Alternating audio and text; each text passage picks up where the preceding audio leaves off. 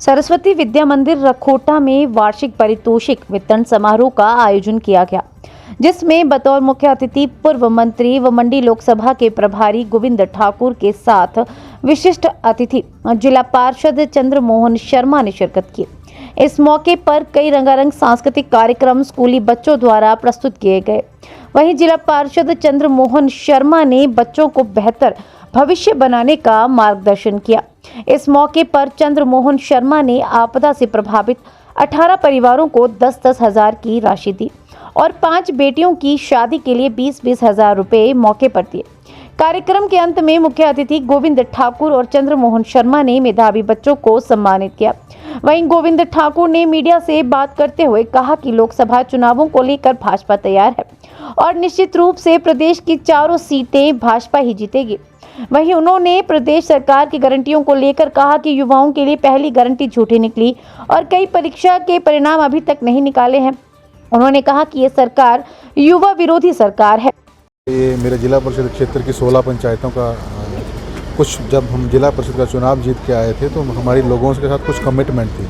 बहुत समय से लोगों की मांगें जो थी वो पूरी नहीं हो पा रही थी, तो अभी समय आया हम लोगों के बीच में आए और जो हमने कमिटमेंट लोगों के साथ करी थी वो हमने पूरी की है। साथ ही साथ त्रासदी के समय में, जब इस समय बरसात में बहुत सारे लोगों का नुकसान हुआ था, बहुत सारे नेता लोग आए थे यहाँ पे, वो गए थे उनका हालचाल पूछने के लिए, खाली पूछ के आ गए और उसके बाद किसी ने कुछ नहीं किया। हम भी देख रहे थे कि कहाँ तो कोई लोग आगे आके मदद करते हैं। जब हमने देखा कोई भी नेता सिर्फ आके मुआयना कर रहा है, किसी की मदद नहीं कर रहा है, तो हमने अपनी जेब से, ना कि किसी सरकार की निधि में से, हमने अपनी जेब से जितना हो सकता है उन परिवारों को थोड़ी थोड़ी उनके मकान बनाने में, चाहे 2 ईंट हो, चाहे 2000 ईंट हो, चाहे 10,000 ईंट हो, थोड़ी थोड़ी मदद हमने भी करी है और आने वाले समय में भी अगर जरूरत पड़ेगी तो और भी उन लोगों की हम मदद करना चाहेंगे।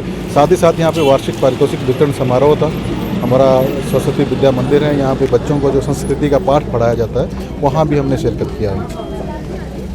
विक्रमादित्य सिंह जी वहाँ चले गए, लेकिन तब भी मेरा ये कहना है कि विक्रमादित्य सिंह भी अपने स्टैंड पर टिकना उनकी भी आदत नहीं है।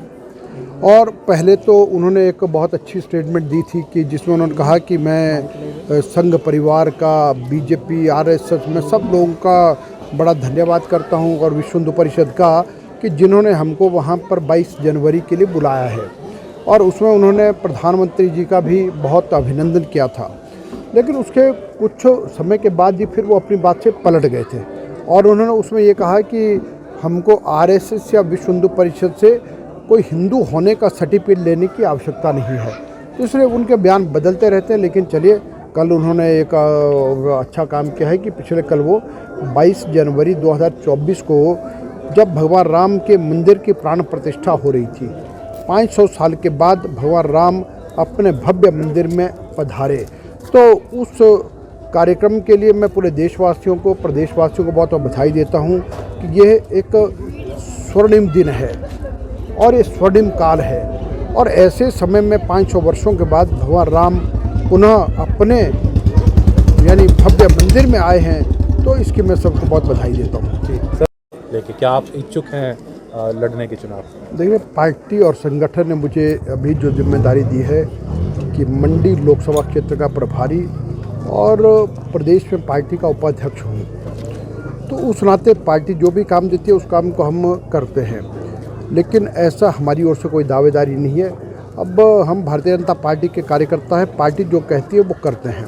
तो इसलिए है कि ये पक्का है कि आगामी जो लोकसभा का चुनाव होने जा रहा है, उस चुनाव में देश में फिर से भारतीय जनता पार्टी की सरकार बनेगी और नरेंद्र मोदी जी देश के प्रधानमंत्री बनेंगे और हिमाचल प्रदेश की भी चारों की चारों सीटें भारतीय जनता पार्टी जीतेगी, ये तय है जी। और देखिए, ये बात तो पक्का है कि उन्होंने सरकारी गाड़ी को वापस करना, इस प्रकार की बातें समाचार पत्रों में भी आई हैं।